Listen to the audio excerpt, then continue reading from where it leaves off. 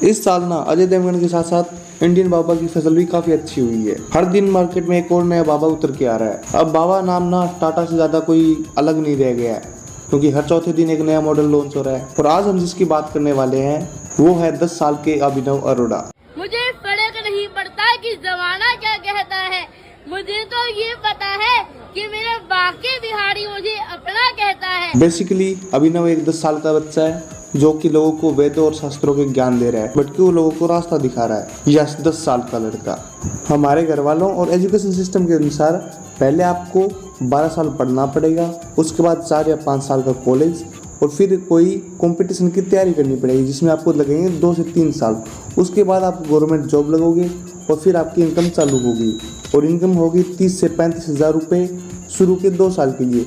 फिर आगे के लिए वो आपकी इनकम बढ़ जाएगी। लेकिन अगर आपको शॉर्ट वे में पैसे कमाने हैं तो आपको 2 काम करने पड़ेंगे, या तो कोई स्कैम करना पड़ेगा या फिर इंडियन बाबा बनना पड़ेगा। और दूसरे में बहुत ज़्यादा स्कोप है, क्योंकि इंडिया में बाबाओं की डिमांड हाई है, काफ़ी ज़्यादा। कुछ भी बोलने से पहले मैं बता दूं, बाबा और संत में काफ़ी ज़्यादा फ़र्क होता है। संत होता है एक ऐसा व्यक्ति जो मोह माया से दूर है, जो खुद के बारे में जानता है, जो वेदों का और शास्त्रों का ज्ञाता है, उसको ज्ञान है वेद और शास्त्र का, जो खुद सही और गलत का पता लगा सकता है और दूसरे लोगों को भी मदद कर सकता है। वो होता है संत। दूसरा है बाबा। जैसे कि मैंने बताया कि आज के टाइम में बाबा टाटा से ज़्यादा कोई अलग शब्द नहीं है। अभिनव अरोड़ा बेसिकली एक नॉर्मल बच्चा है जो कि नॉर्मल बच्चों की तरह बिहेव नहीं करता। उसको शास्त्रों का ज्ञान है, उसको वेदों का ज्ञान है, वो लोगों को रास्ता दिखाता है उसके अनुसार। लेकिन हम सभी को पता है कि उसकी नॉलेज कैसी है। नॉर्मल भाषा में वो एक रट्टू तोता है। वैसे मैं बच्चे के लिए कुछ नहीं कह रहा, मैं कह रहा हूँ उनके फादर, उनके पेरेंट्स के लिए, जो कि इन सब चीज़ों में इन्वॉल्व है। आपने अभिनव की एक वीडियो देखी हुई जिसमें वो महाराज जी के पास जा रहा है बार बार उनके मना करने पर भी, और लास्ट में महाराज जी से स्टेज से नीचे उतार देते हैं। ऐसा क्यों? वो देख नहीं सकते, लेकिन उनको पता है कि क्या चल रहा है और क्या नहीं चल रहा।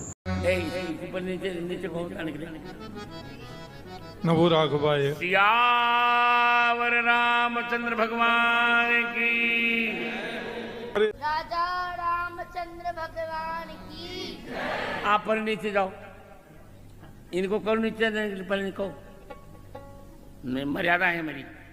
चलो भाई।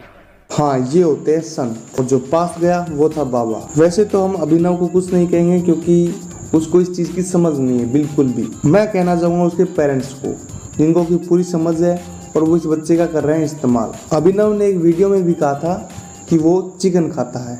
यस, मम्मी खाना बनाती है गरम गरम, खुद नॉनवेज नहीं खाती, लेकिन मेरे लिए चिकन बनाती है, चिकन बनाती है। राधा कृष्ण की भक्ति में लीन बच्चा चिकन खाता है। सभी पॉडकास्ट में आपने देखा होगा कि इस बच्चे से ज़्यादातर सिमिलर क्वेश्चन पूछे जाते हैं। जो एक पॉडकास्ट वाले ने पूछे हैं वही दूसरा पॉडकास्ट वाला पूछेगा, और उनके वो सिमिलर आंसर देता है, ना ही एक वर्ड फालतू, ना ही एक वर्ड कम, जिससे कि साफ पता चलता है कि अभिनव को इन क्वेश्चन के आंसर रटाए गए हैं, बिल्कुल एक रट्टू तोते की तरह। ये चीजें आप भी देख सकते हो। फर्क नहीं पड़ता कि जमाना क्या कहता है, मुझे तो ये पता है कि कान्हा मुझे अपना कहता है। मुझे नहीं फर्क पड़ता कि जमाना, मुझे फर्क नहीं पड़ता, मुझे फर्क नहीं पड़ता। एंड अभिनव को वीडियो बनाने के लिए काफी और काम भी करवाए जाते हैं, जैसे कि भगवान की मूर्ति को खिलौने की तरह खेलना। जैसे कि एक छोटी बच्ची डोल को लेके घूमती है, उसको नहलाती है, वैसे ही अभिनव श्री कान्हा जी की मूर्ति को अपने साथ रखता है, नहलाता है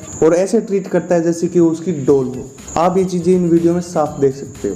आज पूरे ब्रज में आनंद प्रकट हुआ है, नंद के यहाँ लाला प्रकट हुआ है, बधाई है।